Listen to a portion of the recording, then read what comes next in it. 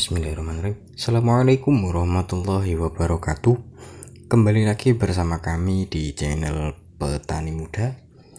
Sebelumnya perkenalkan, nama saya Imdad. Jadi pada video kali ini kita akan memberikan tutorial membuat kokopit dengan bantuan mesin, dengan menggunakan media mesin. Jadi mari kita ikuti proses-prosesnya seperti apa, dan semoga bermanfaat bagi kita semua. Amin. Skui. Nah. Jadi sebelum kita memulai proses penggilingan serabut kelapa menjadi koko fiber maupun kokopit, tentu yang pertama yang kita lakukan adalah membersihkan tempat penggilingannya, karena tempat penggilingannya ini habis kami pakai gas, jadi di dalamnya itu kotor, harus kita bersihkan karena ada serat-serat koko fiber yang menempel pada pisau penggilingannya. Nah, biasanya juga sih ya, itu kebanyakan dari kita itu tidak memanfaatkan potensi yang ada di dalam serabut di dalam limbah serabut kelapa, tidak memanfaatkan dengan baik potensi yang ada di dalam limbah serabut kelapa itu sendiri. Padahal jika dimanfaatkan dan kita olah, itu bisa menghasilkan cuan. Nah,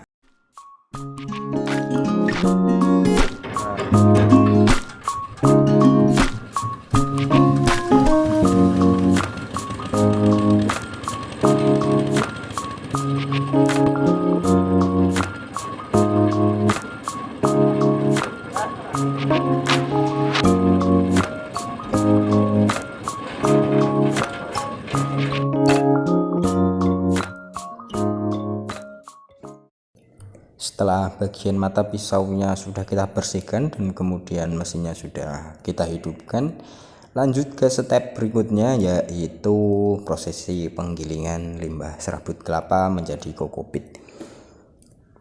Untuk yang kami manfaatkan di sini itu ya kokopit dan juga koko fibernya, itu kita manfaatkan semua untuk untuk media tanam. Semua kita manfaatkan untuk media tanam. Nah, untuk koko fiber sendiri itu merupakan serabut kelapa yang panjang dan kuat, yang biasanya itu dimanfaatkan untuk produksi jok mobil, keset, dan sebagainya. Sedangkan kokopit sendiri adalah sisa serat pendek dan debu yang digunakan sebagai media tanam. Nah, kalau yang ada di video yang baru keluar berwarna coklat bata itu adalah kokopit. Kemudian yang berupa pinggirnya itu yang coklat, tapi coklat pudar, itu dekatnya mesin mesin diesel. Nah, itu namanya koko fiber ya guys ya. Nah, kokopit sendiri itu pemanfaatannya itu bisa dimanfaatkan bersamaan dengan tanah, dalam artian sebagai bahan campuran media tanam. Kemudian juga bisa digunakan sebagai pengganti dari tanah. Jadi misal kita menanamnya di polybag ya guys ya, lah itu di satu polybag itu isinya kokopit semua, lah itu juga bisa. Karena kokopit sendiri itu memiliki sifat yang mana sifat tersebut itu mudah menyerap dan menyimpan air. Ia juga memiliki pori-pori yang memudahkan pertukaran udara dan masuknya sinar matahari.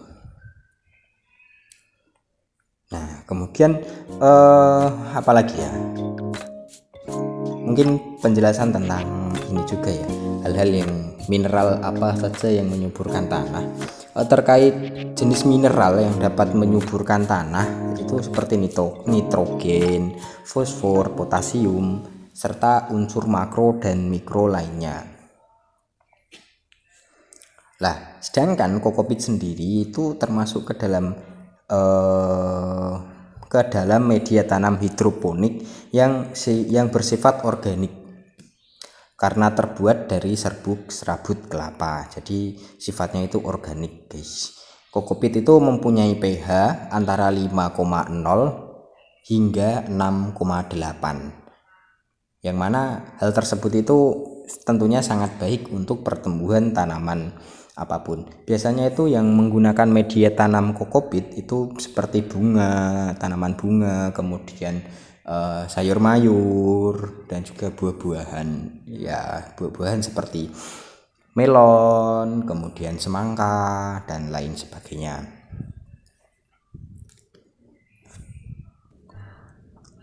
Oh ya, kenapa sih kok itu kita menggunakan air sebelum kita masukkan ke dalam mesin penggilingannya? Itu sendiri karena kalau tidak dikasih air nanti proses penggilingannya itu jadi agak lama ya, karena kan serabut kelapanya tadi sudah kering. Jadi perlu kita kasih sedikit air, perlu kita basahi agar proses penggilingannya itu juga berjalan maksimal dan debu yang keluar berupa kokopit itu tidak berhamburan kemana-mana. Karena kan kalau sudah terkena air jadi debunya agak berat, jadi ya jatuhnya tidak kocar kacir gitu loh guys, maksudnya tidak gampang katut angin gitu. Kemudian lanjut ya guys ya. Lah, sebagaimana yang saya sebutkan tadi bahwasanya kokopit mempunyai pH 5,6 sampai 5,0 sampai 6,8. Kokopit juga mengandung unsur-unsur hara yang penting seperti fosfor, kalium, magnesium, natrium, dan juga kalsium.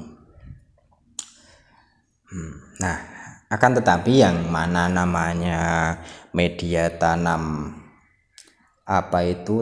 media tanam hidroponik yang bersifat organik, tentu kokopit itu mempunyai kelemahan. Nah, apa saja sih kelemahannya itu? Yang pertama, media kokopit itu mengandung unsur klor yang tinggi sehingga tidak baik untuk tanaman jika unsur klor ini bereaksi dengan air. Kenapa sih? Ya karena daya serapnya akan air ini kan sangat tinggi ya kokopit itu. Jadi itu juga dapat membuat akar tanaman menjadi busuk sehingga penggunaannya harus dicampur dengan media lain. Kemudian yang kedua, banyak mengandung zat tanin. Nah, zat tanin sendiri ini kan diketahui merupakan zat yang dapat menghambat pertumbuhan tanaman karena zat tanin sendiri adalah jenis senyawa penghalang dalam penyerapan unsur hara. Meskipun begitu, hal tersebut itu bisa diakali guys. Ya, untuk mengurangi unsur klor dan juga mengurangi zat tanin tadi, sebelum kokopit kita gunakan sebagai media tanam itu kita fermentasi dengan cara apa? Dengan cara kita rendam air selama 1 hari, dalam artian 24 jam lah.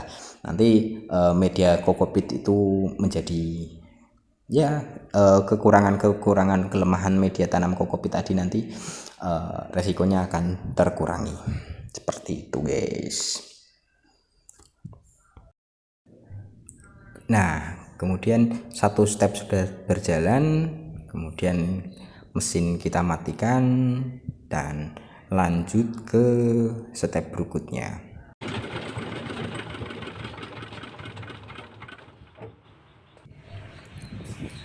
Nah, di mesinnya ini kita dari samping ini ya, itu kita memasukkan serabut kelapanya. Kemudian yang bagian atas itu untuk membersihkan koko fiber. Jadi sisa-sisa pengiringannya nanti kan menghasilkan 2 hal tadi ya, kokopit dan juga koko fiber. Nah, koko fibernya nanti bisa kita ambil lewat atas ini, dan itu juga safety untuk tangan kita. Satu step sudah kita lakukan, yang saya perlihatkan ini itu adalah kokopit namun masih bercampur, kemudian yang itu adalah koko fiber. Lanjut ke step terakhir, yaitu adalah pengayakan, yang mana pengayakan tersendiri ini perlu kita lakukan karena kokopit yang keluar dari mesin itu tadi masih bercampur dengan serat-serat koko fiber. Jadi ya ya harus kita ayak agar yang keluar memang murni hanya kokopit. Kemudian harga per kilonya yang saya lihat dari pasar online itu 8.000 hingga per kilo ya. Kemudian yang harga per karungnya itu 22.000 sampai 44.000. Nah, sedangkan kokopit yang untuk ekspor yang saya lansir dari link berikut ini, nah itu di kisaran $200 hingga $300 per ton. Tapi ini juga dapat meningkat ya, karena pasar kokopit global diproyeksikan akan tumbuh dengan CAGR sebesar 5,6% pada periode 2021 hingga 2026. Jadi ya why not lah kita memanfaatkan apa itu tadi namanya, limbah-limbah serabut kelapa yang ada di samping kita untuk ya mungkin bisa menjadi sampingan kita. Oke teman-teman, nah ini adalah hasil dari kokopit yang telah kita ayak menggunakan ayakan tadi. Seperti ini hasilnya ya. Terima kasih telah menonton video tutorial membuat kokopit yang berbahan dasar dari kelapa. Semoga bermanfaat. Jika Anda suka, like, comment, and subscribe video. Sekian.